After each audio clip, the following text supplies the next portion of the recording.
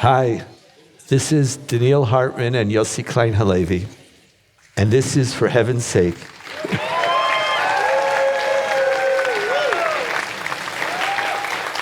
We should do this every week, Donniel.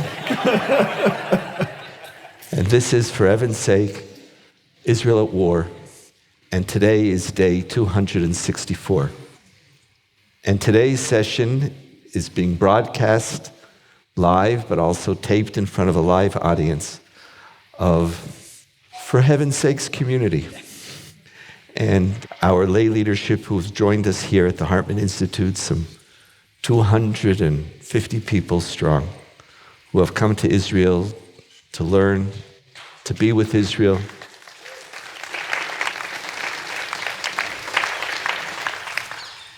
And it's really an honor.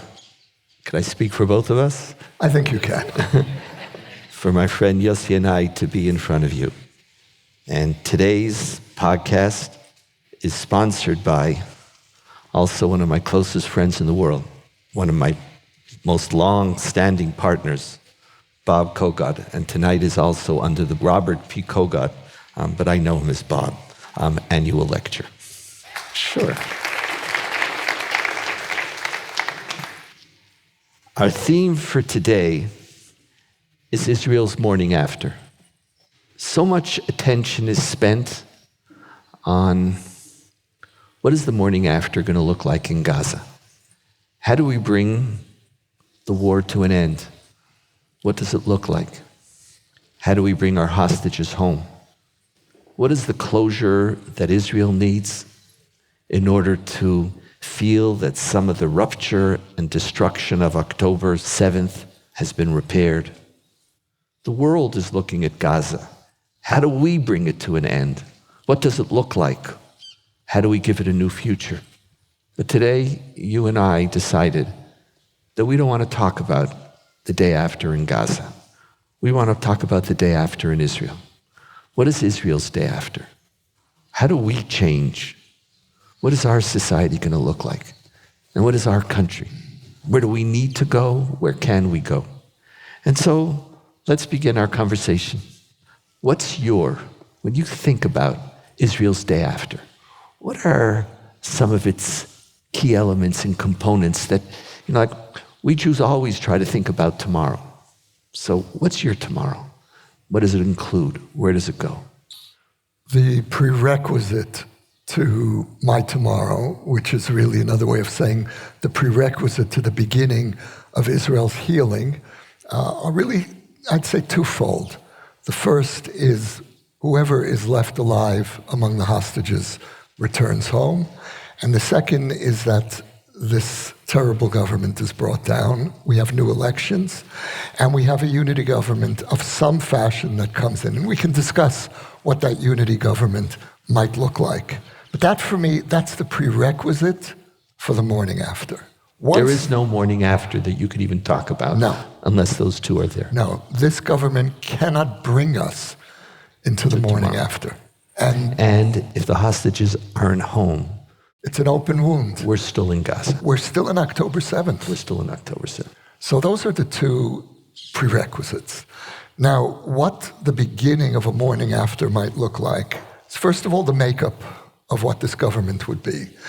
Some configuration resembling the previous government, with adjustments. I could see parts of the Likud joining that government. There's a real restlessness now that's beginning to emerge. I could see the Likud splitting. To my mind, Ben Gvir has to be as far away as possible from positions of power. And I would say that in the next government, and I'm not speaking about the government after, the next government has to be without the ultra-Orthodox parties, because the changes that have to be made in Israeli society include their community very deeply, and we're beginning to see that happening now. And one more point. So far, really, what I've talked about is more, let's say, structural changes that have to happen. There's a substantive change as well, and that is beginning to rethink the way in which policy is made, in which one half of the country tries to impose its will on the other half. And this is an Israeli tendency that goes back to the 1990s. It goes back to the Oslo process, when the Labor government had the smallest majority, and then it lost its parliamentary majority, and through various parliamentary tricks, I think it included a Mitsubishi giving a car to somebody. To someone from the right. Yes, they bribed. They literally bribed. Gave him a Mitsubishi. That was considered a good car back then. Goldfarb's Mitsubishi. It's a whole concept. And I hate to think what it would be like today. But how do we change the way in which we make decisive changes, whether it's questions of peace, borders, territory, settlements, whether it's a question of judicial reform, and whether the mechanism would be a referendum or a serious parliamentary majority rather than a majority of one, which is currently the case. So these are some of the elements that I think are really essential in just laying the ground for the healing that needs to happen, and then for rethinking the ways in which we relate to each other. Can I challenge what I think is a little contradiction? Your Israel after requires a healing of the way we make some of our most significant policy decisions, in which it's not a zero-sum game, and that our politicians have to understand that a simple majority in the Knesset doesn't constitute the mandate for significant societal change unless you reach across the partisan lines. That's what I meant to say. Right. The one exception, though, is the Haredim. It's interesting. Yes. And yes, it is for a me, contradiction. I'm like, people, they look at me and they think that they know my opinion. How are we going to heal Israeli society unless we deal with 10, 15% of our country? We all have this one group that it's easy to dislike. You're not Haredi, I'm not Haredi. But doesn't it contradict a little bit? Yes. Like we're going to hit, but you're willing to take that contradiction? Well, I'm speaking about the Zionist majority, which under this government tore itself apart. And the basis for healing Israel has to be that moderate centrist, center-left, center-right, that 60%, 70%, whatever it is, that's the basis for healing. And how do we draw the Haredim, the ultra-Orthodox, into, at least part of the ultra-Orthodox, into that process of healing? It's so interesting, because why can't we have a coalition which includes Haredim and includes Israeli Arab Palestinians? But people could join a coalition and know that they're joining a larger coalition, and from the beginning, not everything they want they're going to get. Like, why can't we say to the Haredim, I want you in this coalition. I want to look after your society. You're one of my citizens, just like every Israeli Arab Palestinian. I have an obligation to them. They're my citizens. So are the Haredim.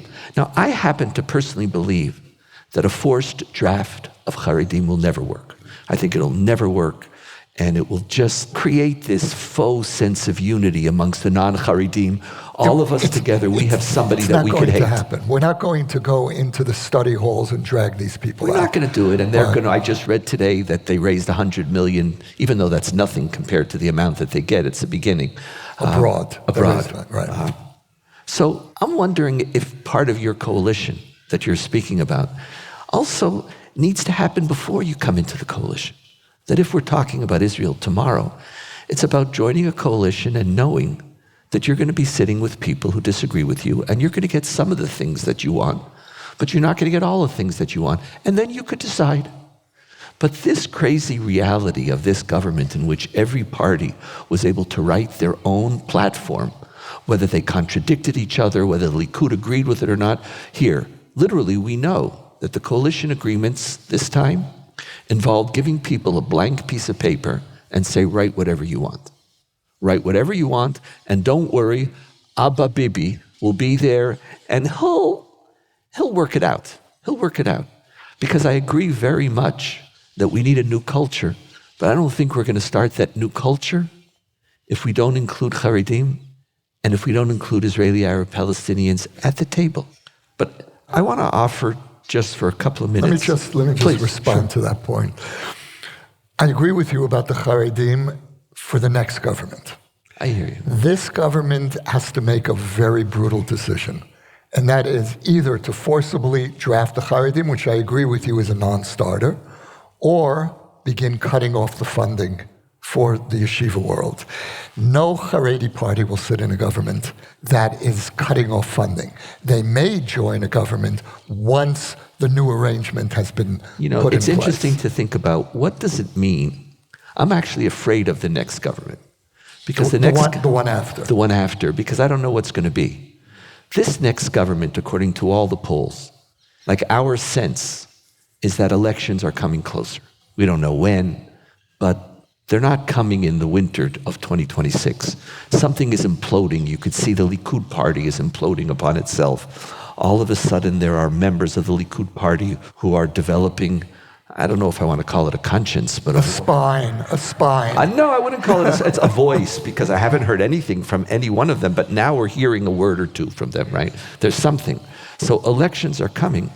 I think the idea of reaching out to coalition partners and saying to them, we don't need you for the majority. We have 70 seats, but I want you at the table. So you could You're speaking about the Haredim now. Haredim, Israeli Arab, Palestinian, anybody, everybody. The way this next election looks, we're not going to have a 35-seat party.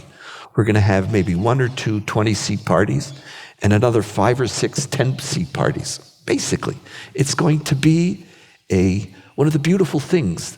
It's bipartisanship in Israel in its best sense, because it's not either or.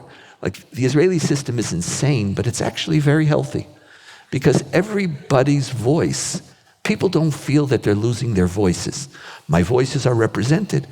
And our hope, if I understood, is that after October 7th, we're going to want to heal. And maybe people remember that healing. I want to go back and give Naftali Bennett great credit, because he ignored his constituency. Feels like a lifetime ago. I can't even tell you how many years ago. It was something. When he said, it's not about my popularity. I have to, at this moment, serve the country. And the same spirit which motivated people to serve after October 7th, Naftali Bennett in many ways committed what at the time seemed like suicide.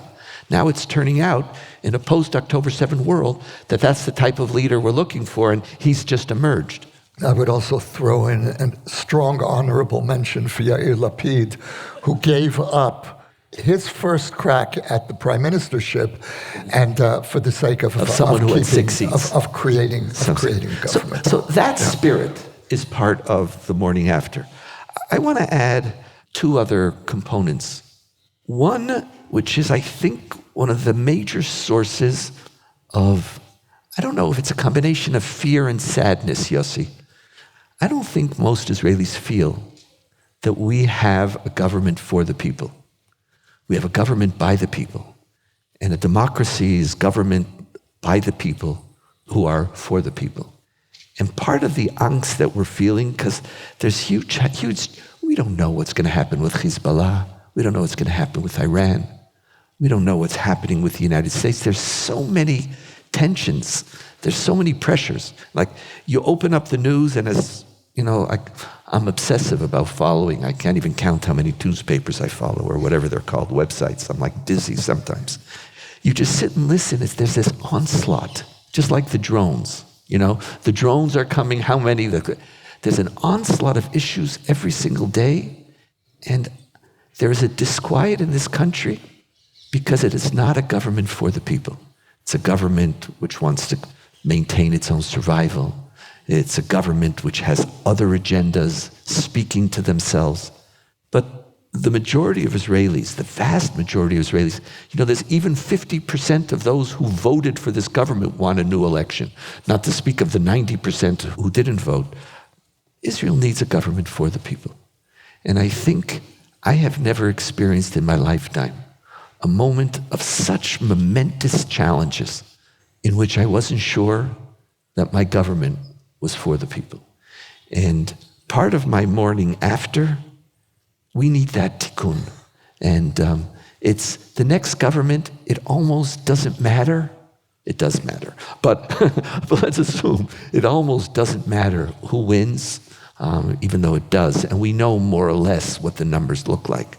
People have to feel that to be a public servant is to be a shaliach tzibur, is to serve the people. I think it's a beautiful point, and really just to sharpen the problematics of this government.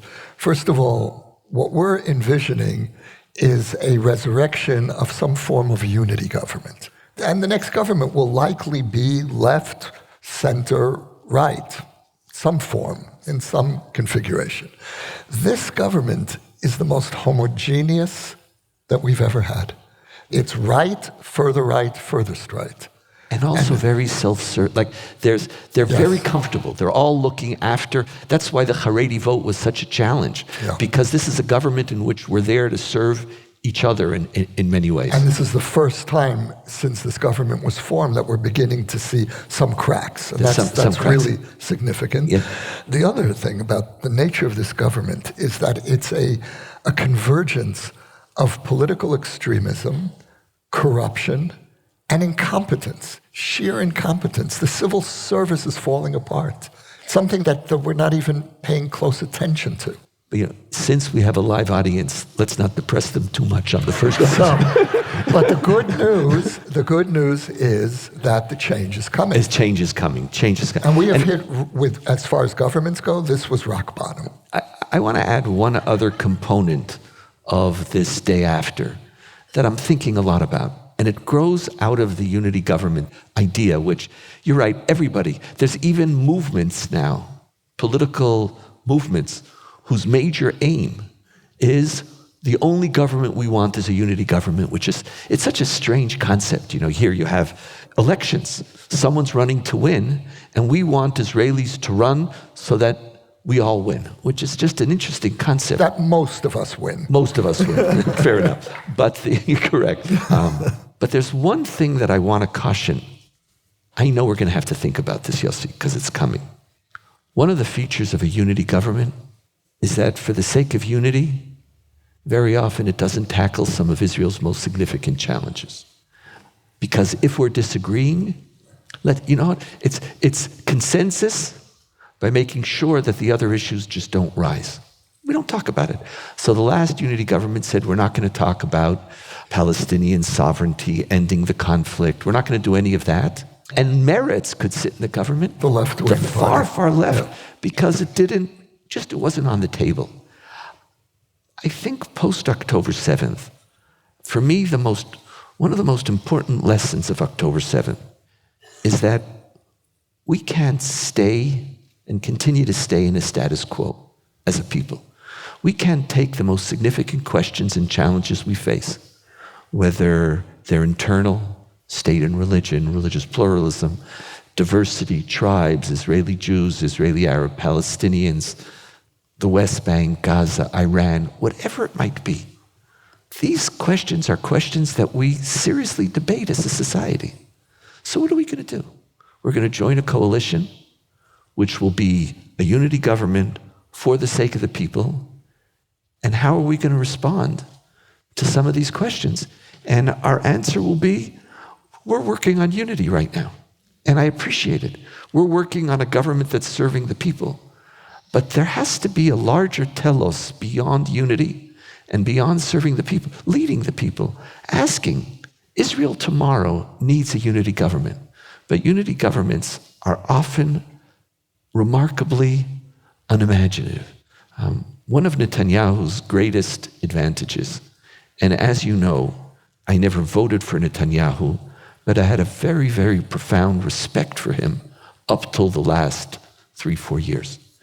And his greatest ability was that when a critical issue for the future of Israel arose, he said, I'm taking the lead, and it doesn't matter who voted for it or cared about it. This is what we need to do, and that's what we're going to do. And people followed him, and the people trusted that he would do that. Now, a unity government, by definition, doesn't have that type of leadership. Let's say it's a Bennett. whatever it might be. Bennett's going to sit together. Now everybody's making a list. And it's a list of 30 people, all of whom want to be number one. It's this, good luck. If he could succeed in negotiating that, he can negotiate anything in the world. But, because you have Bennett and you have Lieberman and you have Saar and you have Yossi Cohen, and now you might have a whole bunch of people who realize that the Likud post-Netanyahu is just going to be like Labor, and it's going to maybe get 5, maybe 10 seats, so why would I stay there? And you're going to have a list of people, all of whom want to be prime minister. And then what are we going to get? Right now, Yossi, there's my lesson of October 7th is we can't go back to status quo life. See, I agree with you. The question is, what are the areas where a unity government, again, in some configuration, can move forward, can really start to change the reality here? And what are the areas where it can? So on this, let's go to the second half. And now, for me as a rabbi, this is a fantasy, because we're going to pretend that we're political pundits. You're a little better at it than mine, but now I'm not going to talk about the portion I can pretend to be a rabbi. It's true. We're not going to do the portion of the week and why the events that are occurring speak exactly to what's happening. And it couldn't have been next week. Let's put on crystal balls. And maybe it's hope. It's not just fantasy. I don't want us to fantasize. But realistically, as people who have been following and are really studying what's happening, I'm not saying nobody knows. Prophecy is, our tradition has great disrespect for them. Post the rabbinic era, post the prophets, yes. What do you think, with this unity government, which itself is an aspiration, what do you think is possible? What could happen in our country? What changes could be on the horizon? The elements that we've already discussed that we hope will happen, I believe will happen. First of all, your concern for good government, for a government that's responsive to the people, that sees itself as a servant of the people, that's what this next government will be like, in the way that the Bennett government really represented that ethos. My hope for a government that will change the ground rules in the relationship of the ultra-Orthodox to the mainstream, I believe that will be at the top of the agenda. What do you think they're going to do? What is achievable in your mind? To drastically reduce the funding. Funding. Yeah, that's how this is going to work. And how will that'll be one part. And what will that do in your mind? At the same time, one has to offer alternative funding for training, for re-education, preparing young people for the workforce. You can't just simply cut off the funding. You're going to have a vast crisis on your hands. The community will go hungry. So funding is the beginning of a societal transformation, you believe? Yes. With the Haredi. With the Haredi. The other piece is, and this is something you and I have talked about in previous episodes, which is there is need for judicial reform. We all know it. It can't be under the gun. It has to be through consensus. And I would hope that this government's response to the attempted judicial coup of the previous government is to initiate thoughtful judicial reform. But notice that all of the changes that I'm speaking about are domestic. Not talking about the Palestinians. I think we're going to go up against a brick wall there. But there's one final factor here, which you touched on a little bit. You mentioned in passing Hezbollah, Iran. I want to put that front and center. Because assuming that the war in Gaza will wind down, and it's not the war in Gaza, it's the first phase of the Israeli-Iranian war. And the next phase, which I think is inevitable, will be with Hezbollah. And the reason I think it's inevitable is because we have 100,000 Israeli internal refugees who will not be able to move back to their homes until Hezbollah is removed from the border. This is the first time in Israel's history where we have a security zone, not over the border, but within our borders, in the north. And that situation is untenable. So how the Palestinian issue, Palestinian crisis, tragedy, deadlock will be resolved, begin to be resolved, will in part be determined by the next phase of this war, with one more crucial component, the Saudis. The war with the Sunni world could be winding down if the Saudis genuinely step up, and the war with the Shiite world could be replacing the Israeli-Sunni war. There's something that you taught me. We've been really close friends now for, 15 years. We've been talking with each other. Doing this without a microphone. Doing this without it before anybody even joined into our conversation. And as we joke very often, we don't have a clue that we're talking to anybody. We just sit down and talk to each other. And then we discover there happens to be some people. Hi, everyone. Just don't get in the way. But there's something that you taught me that I always ignored. I was in Iran, Pupur. I said, and I don't know why. Because I never relate to apocalyptic catastrophes.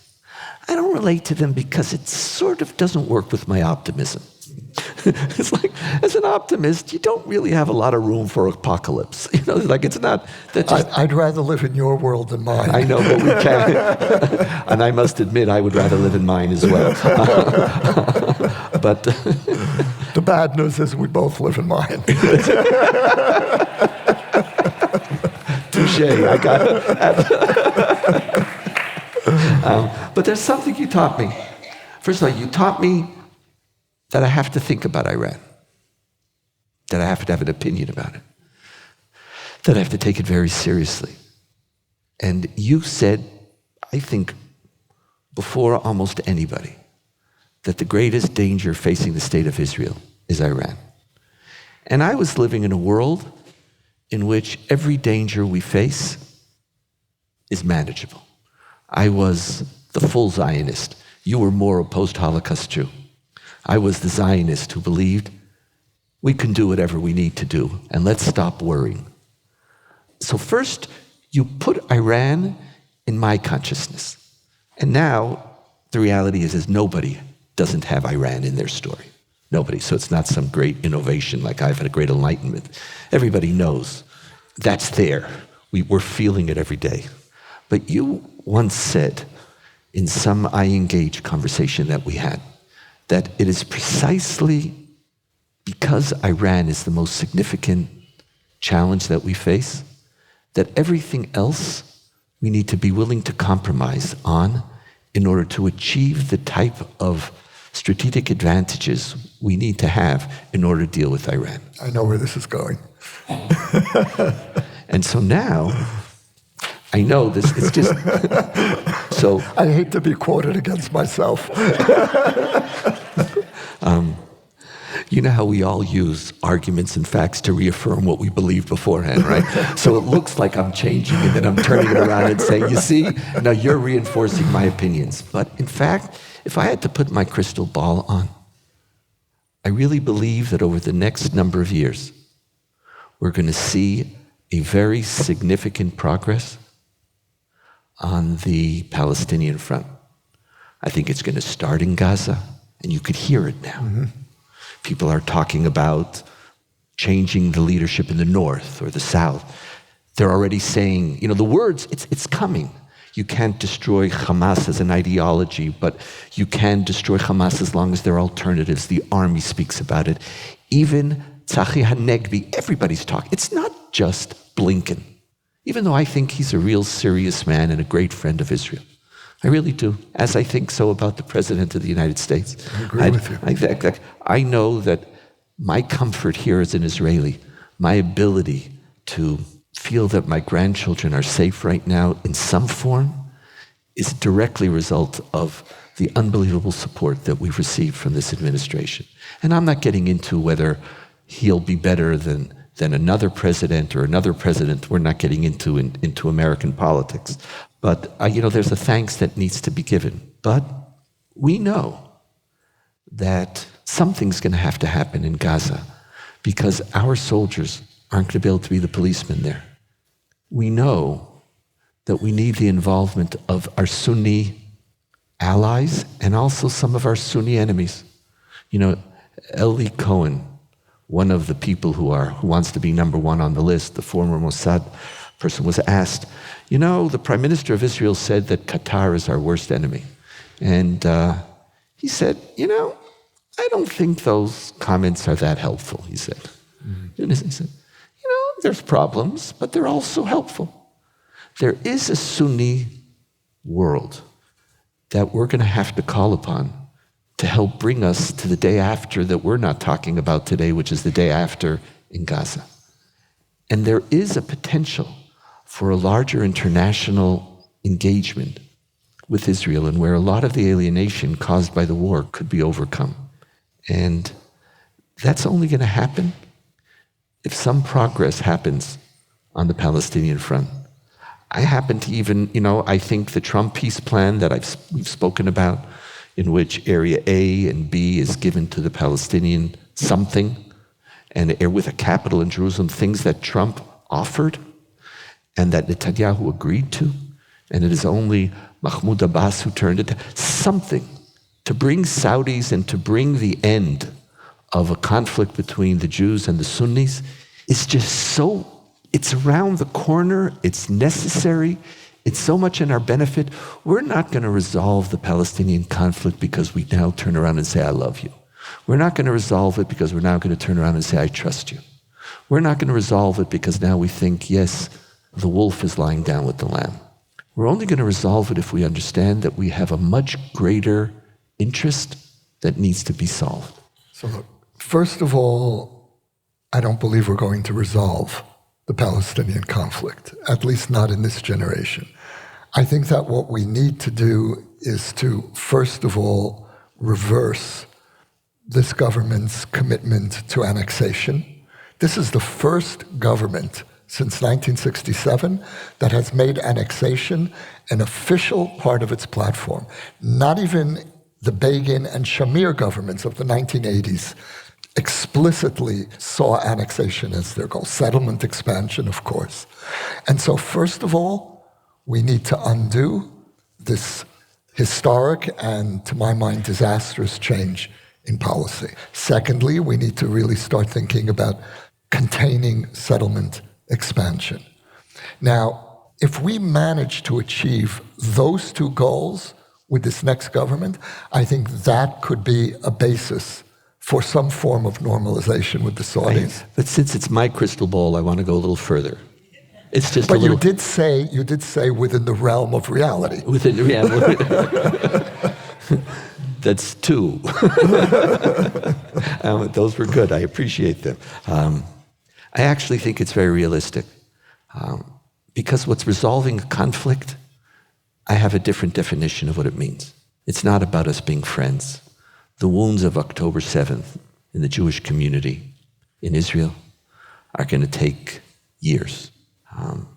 I also know that there are profound wounds in the Palestinian community. I'm not talking about us being friends. I'm talking about, in my crystal ball, there are certain geopolitical forces that are going to be at play. There's going to be proposals put on the table which aren't going to resolve settlement dismantlement, because that would be civil war.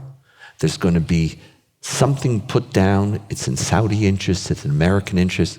And by the way, and again, I'm not getting into American politics, but anyone in Israel who heard Donald Trump being interviewed on Israeli television knows that the minute he gets elected, he's going to be looking, as he said, finish what you've done. You've ruined your reputation in the world. And then he said, and then we have to get down to peace. So whether it is one government or another government in America, there's going to be pressure that this war is too dangerous for the world. Something's going to happen above our pay grade. I'm worried that Israelis aren't psychologically prepared for it. But my one hope, and then I'll give you last comment before we conclude, also depending on what you say. But our listeners know that, but I'm going to give you the last word, the caveat. I think part of the idea of a government for the people is a government which makes decisions that are self-evidently in Israel's interest. That even when their ideology did not make room for it, that when you're serving the people, compromises become possible. Not out of enlightenment, that all of a sudden there's something I didn't think of, but that the pressures that the people face, the well-being of Israel, like even, like Gallant is in the United States right now. And what does he say?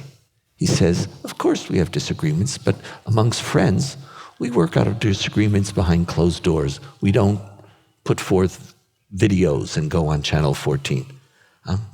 That spirit of the well-being of Israel, I think is going to move us. And I have to tell you, I'm actually starting to feel not just optimistic, which I feel regardless of reality. I'm starting to feel hopeful. I see the beginning of the morning after around the corner, and it might be a year, but I see it coming, and I think changes aren't just going to be happening within the state of Israel. I think we're on the verge of something more majestic, not love, not peace, but the beginning of another dimension to our existence. And now, Yossi, last word, please. I share your hope about the morning after for Israel internally. As far as the Palestinian question goes, there are two takeaways from October 7th, and they're opposite takeaways. The first, which is virtually consensus today among Jewish Israelis, is a Palestinian state. You've got to be out of your mind. We're not going to duplicate Gaza on our most sensitive border, which is the West Bank border with Greater Tel Aviv and Jerusalem. I speak to friends on the left, that's what I hear. And you can imagine what people are saying center-right. There's a second takeaway, which is the opposite, which is that maybe Sharon was right. Prime Minister Ariel Sharon, who took us forcibly out of Gaza. Imagine if we were still ruling 2 million Gazans. October 7th would be a permanent part of our internal reality. We would be internalizing the conflict. And so I don't think Israelis are there yet with that second takeaway. But depending what happens with Iran, depending what happens with the Saudis, the second takeaway could begin to make sense. And I also hear a shift, in our conversations over the years, in your saying that you're not really looking for peace in the sense of reconciliation. It may not be that, at least not initially. That could take time. At least not initially. And so the question really is, can we go for the second October 7th takeaway, which is these two peoples cannot live together in one political framework? That was Sharon's insight. Sharon built the settlements in Gaza. Sharon's vision was annexation, and he returns as an elder statesman, as prime minister, and realizes it's not going to work. And he has the courage to dismantle the settlements that he himself built. We forget that. What an extraordinary moment that was. I'm sorry, I cut you off. I still have the last word. You'll have the last one. Go. But if you want to say something before my last word. No, you get the last, and then I'm going to give you a surprise. So the question really is, first of all, is that second takeaway still viable? And I think that if we reframe it for Israelis, not in terms of peace, but in terms of separation, which brings us back to the Yitzhak Rabin understanding of what a deal would look like. Rabin didn't speak of peace. He spoke of separation. Shimon Peres spoke of peace. These were two very different approaches. And so that combination of a return to a different conception of a relationship with a Palestinian entity, I can't be any more cautious than that. And at the same time, looking at the wider geopolitical map and thinking of what are the changes that will force us to perhaps come to that conclusion. Since I promised you a last word, I won't speak. I'm going to let our colleague Tal Becker speak, who has joined us as vice president of the Shalom Hartman Institute.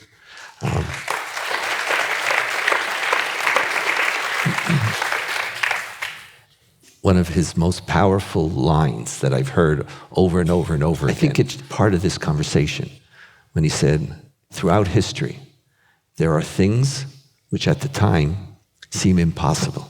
And then once they occur, they seem to have been inevitable. Where that is in our conversation, well, our crystal ball won't tell us. Time will tell. Yossi, it was a pleasure, as always. This is, for heaven's sake, Israel at war. And I just want to say, every time the number goes up, 264. And it's not just 264 days since the war started. It's 264 days in which our hostages are still not home and in hell. And may that change in the very, very near future. Amen. Thank you.